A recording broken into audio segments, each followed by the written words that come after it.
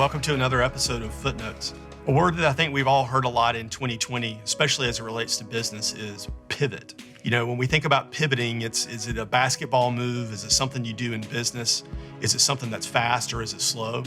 Today, we're going to talk to Laura from Robotics, and she has actually had to pivot her business in 2020 and live to tell about it. I think what you'll find from her about pivoting is that it's a lot more about customers. It's a lot more about how a pandemic can shape things. It's also a lot more about stakeholders in the business that determine these pivots.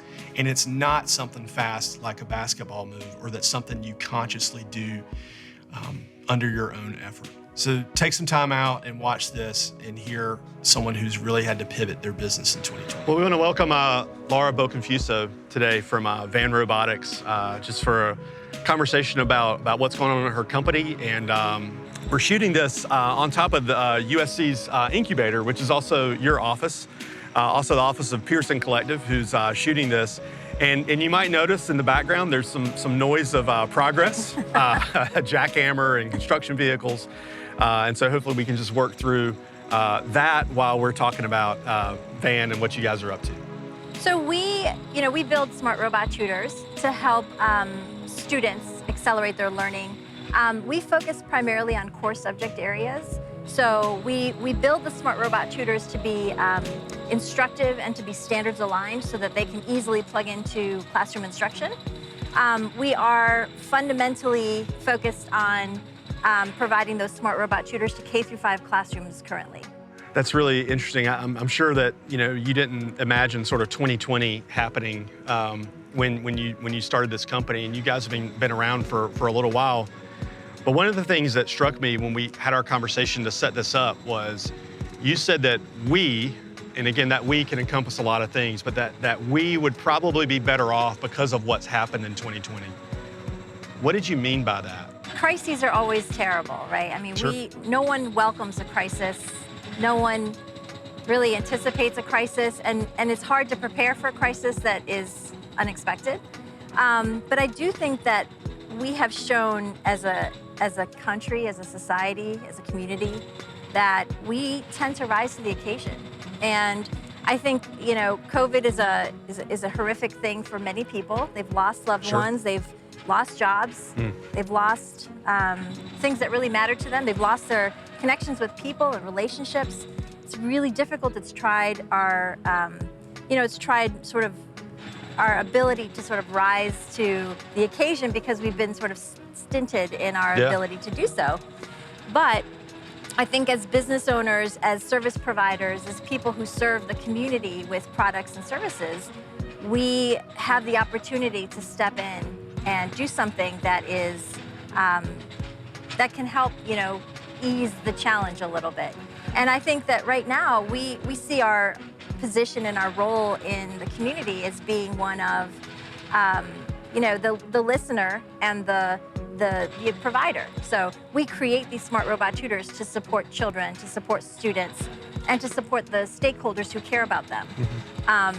We have been, the last 3 or 4 months, we've spent really listening to those customers, listening to those stakeholders to understand what their pain points are and adapting to be able to meet those needs. And I think because we've had the opportunity to work so closely with them and hear about their pain points and listen to their concerns, especially now more than ever, it gives us the opportunity to rise to the occasion. It gives us the opportunity to understand how we can play the best part in that solution.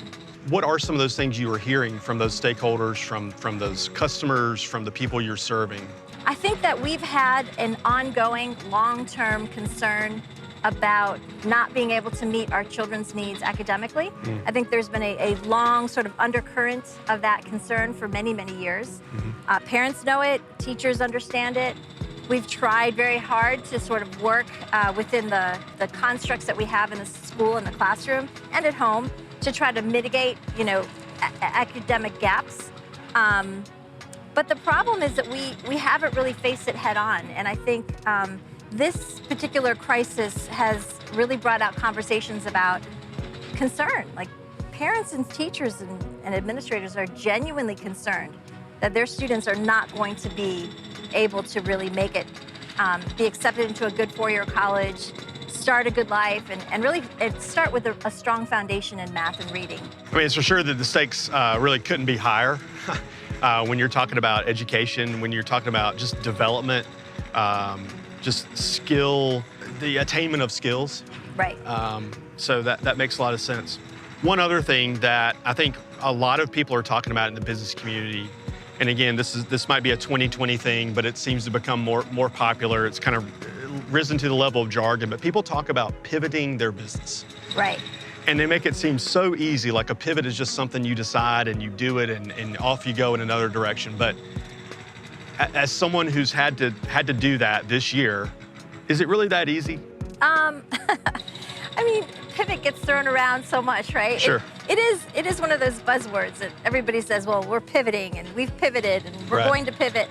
I think the pivot is, part of life. I mean, we all pivot, right? I mean, it's not easy as a business owner to think that your business plan, sort of your roadmap is going to change fundamentally because of external circumstances, right? Because of something that happens that you didn't expect. But I do think that understanding, again, who your market is, understanding where they're going and what they care about, is really it's the premise behind any pivot, right? So as a business owner, again, I mean, that's really, I think, something that you have to appreciate and then evaluate in terms of what you can do to accommodate.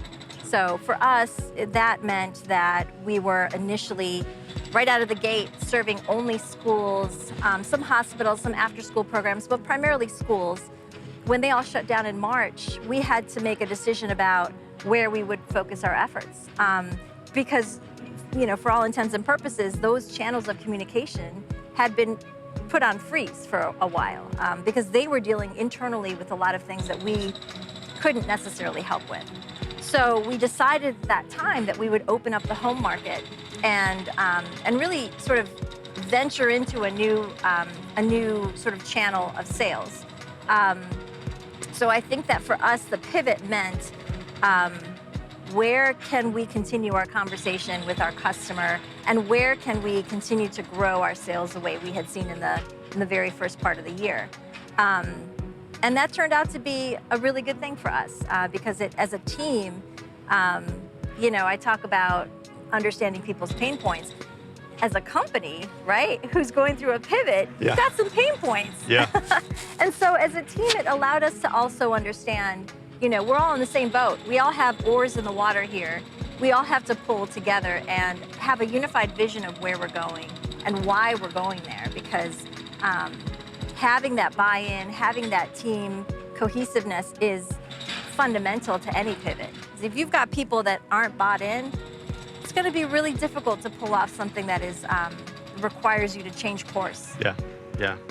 I think that's a good word. I think, like you said, the pivot is one thing. The pivot is almost like an action. But if the team isn't behind it, if you're not committed to the mission of what you guys are doing, then a pivot is sort of just meaningless, Right. because you're not setting that direction. And I think that is the footnote, is that pivoting seems to be more than just action, and that there are maybe ingredients that you have to have in place in a company and in a team and in a mindset maybe. Sure. Before you're really able to accomplish that pivot. And so I think that's what can help a lot of people who are going to listen to this, is understand that, if you don't have those things, pivoting is just kind of a thing. Yeah. And it needs to have some meaning and some mission behind it. Absolutely. Yeah. And I get inspired because I talk to other company owners and I hear their story. Yeah. And I hear about how they've gone through things, and I think, this is a good thing. And like I said before, I mean, you have a few choices when a crisis hits, right? You can bury your head in the sand and hope it's going to all blow over. You can take a look around, take some action, and sort of save yourself. Or you can take a look around and see what's going on and see how you can be part of something bigger to make positive change. I really wish more companies would try to see it that way. And some days that's all going to come together and it's all going to work. And some days it's just work, Right. But thank you for sharing Sure. what's going on with us. Thank you for doing what you're doing for your customers and your stakeholders. And we wish you guys all the best. Thanks for Thank you. coming. Thanks so much, Sean.